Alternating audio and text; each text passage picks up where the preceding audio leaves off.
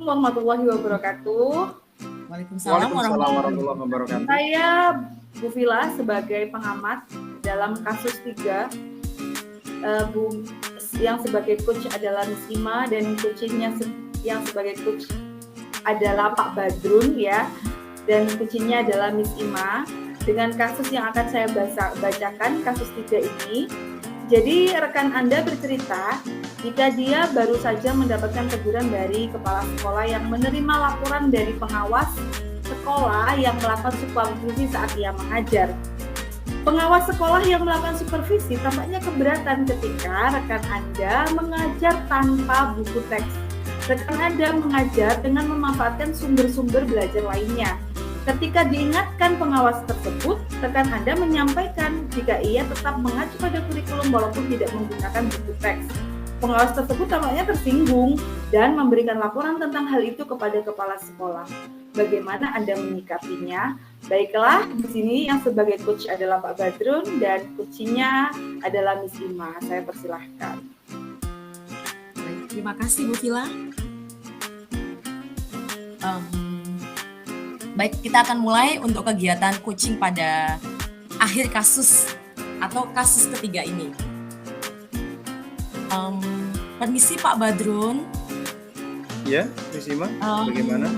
Bisakah saya berkomunikasi atau bicara dengan Anda masuk pada kelas Anda yang kebetulan saya lihat kelas Anda kosong, tidak ada muridnya. Saya ingin sedikit meluapkan unek-unek dalam diri saya, Pak Badrun. Dengan senang hati, Bu. Silakan. Bisa bantu ya. Ya, di sini kan Anda adalah rekan sejawat saya yang kebetulan Anda ada di samping kelas saya, kelas 2B. Jadi saya ingin betul-betul komunikasi yang saya rasa ini adalah masalah urgent buat saya. Yang dimana ketika saya mengajar beberapa hari ini kurang begitu semangat, Pak Badrun. Bisakah Pak Badrun mendengarkan saya, meluangkan waktu sedikit untuk mendengarkan cerita saya? Dengan senang hati, Miss Ima. Silakan. Begini Pak Badrun, kemarin kita kan ada kegiatan visitasi Festival Merdeka Belajar. Ya.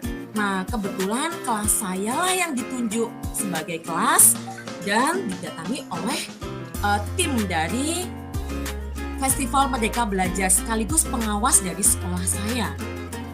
Nah, pada saat proses pembelajaran, di situ sangat asyik sekali menurut saya Pak Badrun. Kenapa? Karena saya sedang menerapkan pembelajaran dengan strategi berdiferensiasi.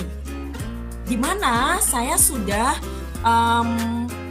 memetakan siswa saya. Kebanyakan siswa saya itu lebih kepada cenderung belajar yang visual dan kinestetik, Pak Badrun. Maka dari itu saya membawa mereka belajar di ruang outdoor learning dan juga indoor learning.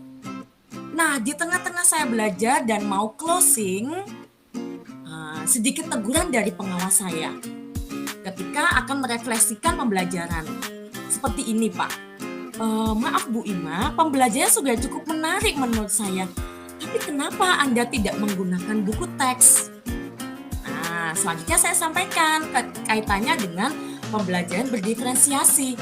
Karena saya lebih menonjolkan alam sekitar dan saya mengambil media dari internet.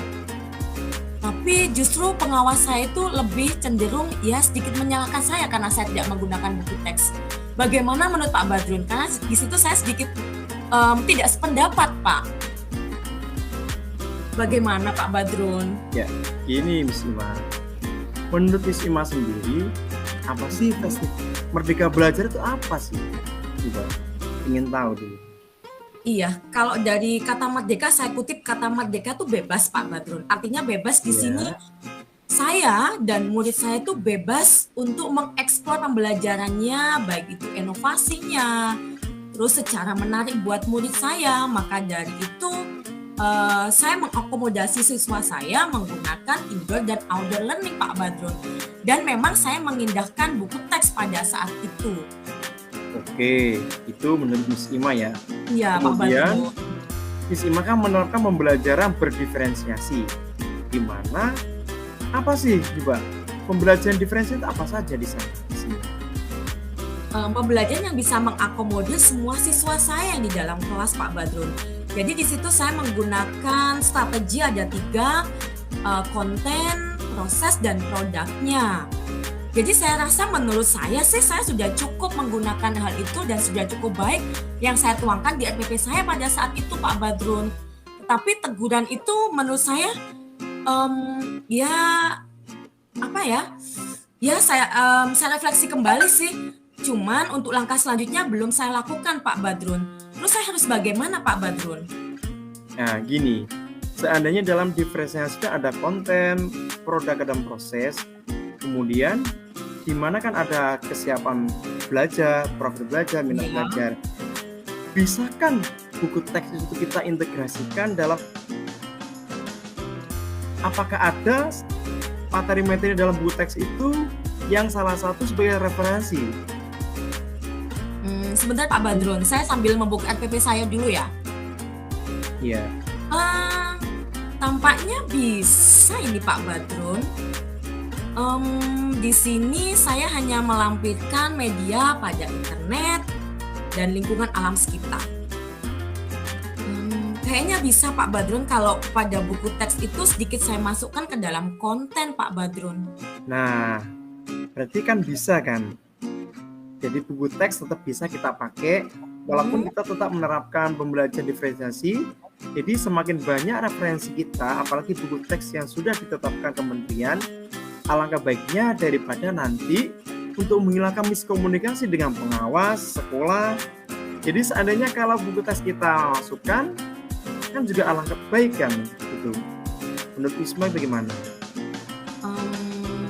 Setelah saya review kembali Pak Badrun, selanjutnya ada masukan dari pengawas yang sudah ada, mungkin baiknya yang pertama saya lakukan, saya akan mereview ulang RPP saya Pak Badrun.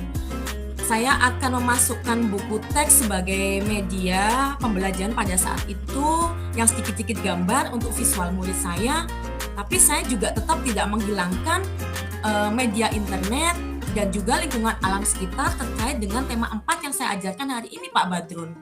Nah, tepat sekali itu.